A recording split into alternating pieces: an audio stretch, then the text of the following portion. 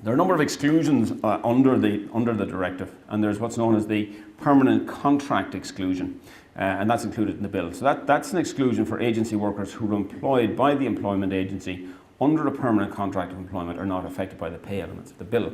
So what does that mean? Just to give you an example, if you're an employer and you say to your agency who's providing the agency workers, look, will you utilise that permanent contract provision?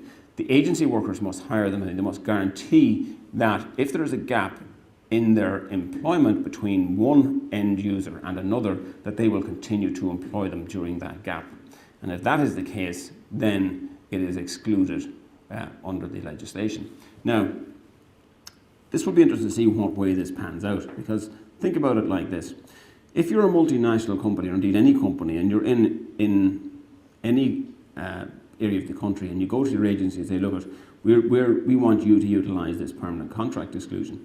There's nothing really for the agency to say no to that. I mean, they could say, yeah, okay, we'll do that. Now, what happens if the employment, we'll say, of the agency worker comes to an end?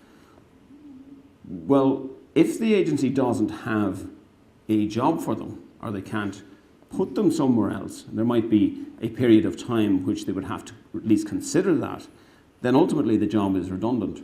So it's not clear how that permanent contract exclusion will actually work in practice. So if you were an agency, you might be mindful to say, should we hire everybody and we give them a permanent contract and we utilise the permanent contract exclusion? Because what's the worst thing that can happen? Worst thing that can happen is we can't find another job. We may have to pay them for a period of time and then turn around to them and say, well, unfortunately we can't, and therefore your job is redundant.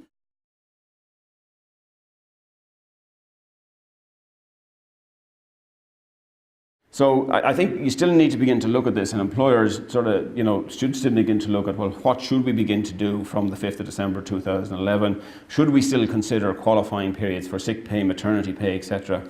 Because you never know what will actually happen between the bill and the act. And it may well be that they will be put into the broader definition. So I think it's still advisable, when you are looking at your broader terms and conditions such as sick pay and maternity pay and so forth, to at least consider widening those qualifying periods. So if you're hiring new employees, that they wouldn't become members of the sick pay scheme to at least 6 months or a year, or that you wouldn't get full maternity pay until after 6 months or a year.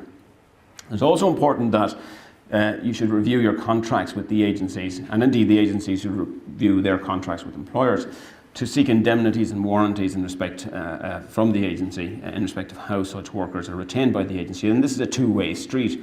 So if you're saying, well, okay, there must be a sharing of information here, and employers must provide the agencies with up-to-date information. So the agency should be looking for an indemnity from the employer to say that information is correct, and equally the agency, the employer should be looking at an indemnity from the agency in respect of how they will actually pay the basic paying conditions once they provide them with the information. So those service level agreements between yourselves and your agencies probably do need to be looked at in detail.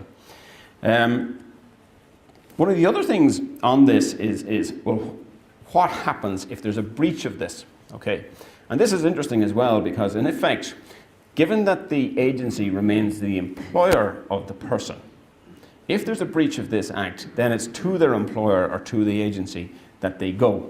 They don't sue the end user, we put it like that, the hirer.